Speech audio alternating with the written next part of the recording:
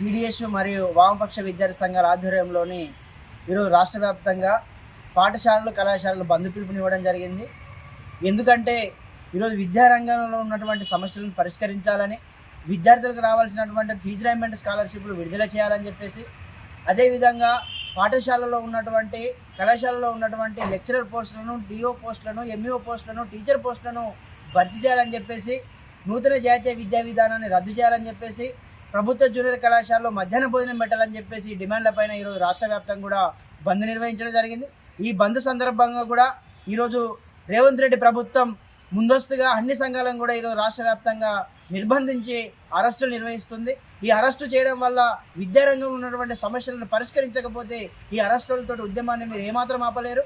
ఏదైతే ఇటువంటిది నిర్బంధాన్ని మీరు తలపెడుతున్నారో ఈ నిర్బంధాన్ని ఎక్కువగా చేస్తే ఇదే ఉద్యమంతో మరింత నిన్ను గద్దె దించే వరకు కూడా ఉద్యమాలు చేస్తామని చెప్పేసి కూడా మేము పీడిఎస్ విద్యార్థి సంఘంగా డిమాండ్ చేస్తూ హెచ్చరిస్తా ఉన్నాం.